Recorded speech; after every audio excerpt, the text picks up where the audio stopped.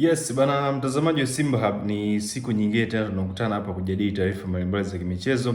Na leo hii nimekuja na kupokea maoni mengi ya mashabiki kwenye ukurasa wangu wa Instagram wa Shabel Daniel, ambao watu wengi wamekuwa wakiuliza, je, ni kweli mwamba Lusaka Clatous Chota Chama goli lake lile ambalo amewafunga Young Africans Mei 3 katika uwanja wa Meja Jenerali Isamuhyo katika mchezo wa dabi ya ligi kuu ya soka Tanzania bara siku hiyo linaweza kuchukua tuzo ya goli bora la mwaka, either CAF au FIFA?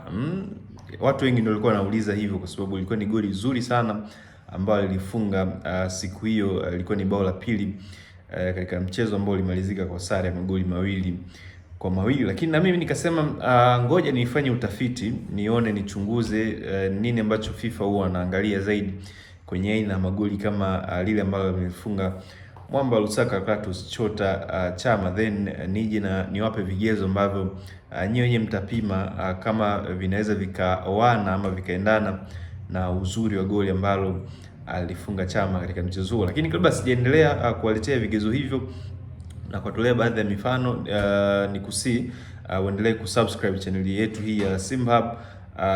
Kusubscribe, bonyeza pia alama ya kengele ili uwe wa kwanza kupata notification pindi tunapoweka taarifa zetu katika platform yako hii ya Simba Hub. Lakini usisahau kushare taarifa zetu ili ziweze kufika mbali na kuwafikia watu wengi zaidi ambao wanatamani kufahamu kile ambacho kinaendelea ndani ya klabu yao ya Simba, ama kile ambacho kinawahusu, taarifa mbalimbali za timu pamoja na wachezaji, taarifa zao kama hivi ambavyo tunazileta kwako, taarifa hizi za goli la Clatous Chota Chama mwamba wa Lusaka. Lakini pia usisahau kuendelea kutuandikia maoni yako kwenye comment section, tujue nini ambacho unafahamu, unataka kukifahamu kwenye timu yako, nini ambacho unatushauri pia katika kuboresha tu taarifa zetu tunazoziweka ama tunazozipublish hapa katika platform hii ya Simba Hub. Sasa tuende moja kwa moja katika vigezo. Vipo vigezo 7 ambavyo vinaamua mshindi wa goli bora la mwaka la FIFA, ambalo kitaalam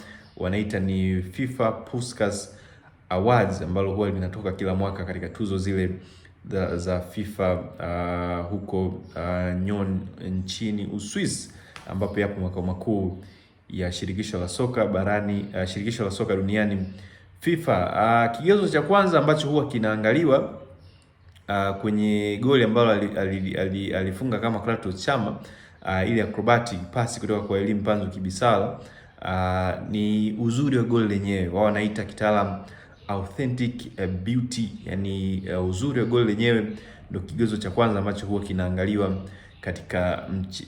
katika kuamua kama goli hilo lina vigezo vya kushindanishwa kuwania goli bora la mwaka. Sasa ukiangalia katika masuala ya uzuri wa goli lenyewe, ndo hapo unaangalia goli lilifungwa kwa mtindo gani. Ilikuwa ni bicycle kick, ilikuwa ni volley, ilikuwa ni long range shot, ama ilikuwa ni acrobatic. Unakuja kugundua kwamba uzuri wa goli la Clatous Chota Chama ulitokana na Chama ku apply finishing kwa style ya acrobatic kick. Alipaa hewani akaugonga ule mpira kwa mtindo wa acrobatic. Kwa hiyo mpaka hapo tunaona kwa uzuri wa goli, yes, linastahili kuingia katika tuzo za goli bora la mwaka za FIFA Puskas Awards. Lakini kigezo cha pili ambacho FIFA huwa wanakiangalia zaidi ni ubunifu, ile goli namna ambavyo lilitengenezwa, creativity na improvisation, kwa sababu mara nyingi magoli ambayo yanawaniwa katika tuzo za FIFA za goli bora za mwaka ni ubunifu wa mfungaji mwenyewe wa hilo bao, ama ubunifu uliotumika kulitengeneza hilo bao. Kwa hiyo sasa ukiangalia makeup ya hilo goli lilivyopakwa rangi mpaka likaja kufunga, angalia pasi ya Elie Mpanzu, angalia ile pasi ilivyopigwa, aliwachekecha mabeki wengi wa Young Africans, akawapumbaza, akawazubaisha, akaulobu ule mpira kwa juu kidogo, then katika mazingira ambayo mabeki wa Yanga wakawa hawatarajii, Chama akatokea ilipotokea, acrobat ama akaupiga ule mpira kwa sarakasi ya juu na akaweza kufunga bao lile. Kwa hiyo FIFA akizungumzia ubunifu wanataka kuangalia, je, goli lilifungwa kwa njia ya kawaida ama sio ya kawaida, unakuja kugundua goli la Chama, ubunifu uliotumika sio ubunifu wa kawaida. Mpaka hapo kigezo cha pili cha ubunifu kinatiki kulishinaisha ile goli katika tuzo bora za mwaka za FIFA. Kigezo cha tatu ni ugumu wa utekelezaji wa hilo goli, wanaita ni technical difficult. Chama je, alifunga goli lile kwa njia rahisi ama ilikuwa ni njia ngumu? Nakuja kugundua ilikuwa ni njia ngumu, kwa sababu ni mpira ambao ulikuwa ni wa hewani, na hapa FIFA kwenye hiyo vigezo umeainisha, je, mpira ule ulipigwa ukiwa hewani? Yes, unakuja kugundua mpira wa Chama ulipigwa ukiwa hewani.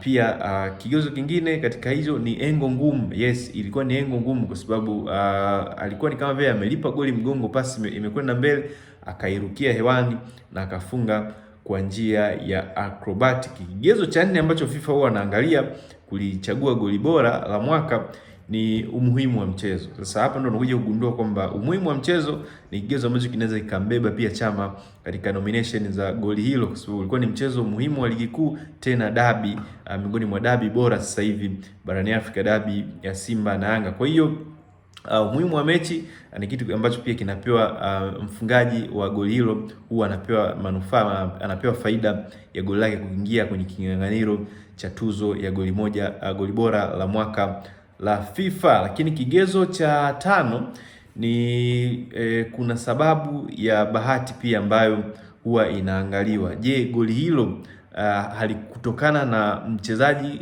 mfungaji kunufaika na bahati? Wanaita ni no luck factor.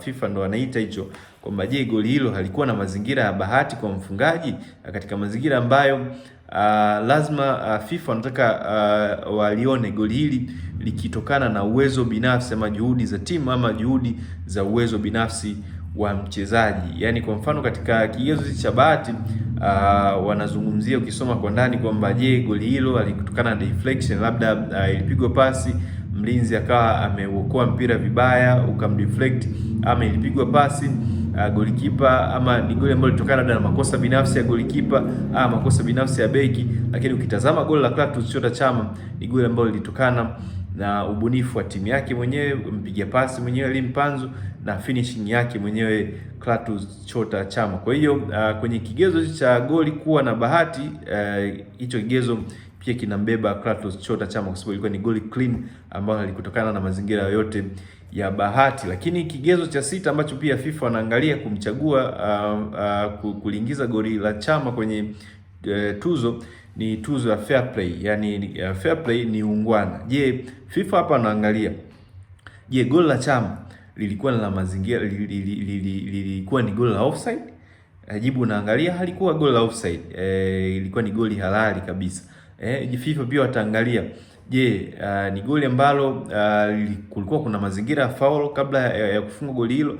Jibu unaangalia hakukuwa na foul, kwa sababu Chama alipoenda hewani kupiga ile mpira kwa acrobatic hakumgusa mtu, hakumchezea mchezaji yoyote madhambi mpaka anafunga goli. Kwa hiyo ilikuwa ni goli clean and clear ambalo lilifungwa na mwamba wa Lusaka. Kwa hiyo ni vigezo sita ambavyo FIFA huwa wanavitazama kulichagua ama kuliingiza goli la aina ya Chama kwenye nomination za kugombania goli bora la mwaka la FIFA. Lakini pia kingine ambacho kiwa kinaamua ni kura za mashabiki, lakini pia kuna panel maalum ya FIFA ambayo huwa inakaa na kuchakata na kuona vigezo na kupitia vigezo vyote na aina ya magoli ambayo amefunga kama Chama ili kuamua mshindi wa tuzo hilo. Lakini kuna uhakika pia kwa uzuri wa goli la Chama, kuna matumaini kwamba kwa vigezo ambavyo nimevitaja vyote na aina goli lilofungwa, Chama anaweza kapata nomination ama akachaguliwa goli lake hilo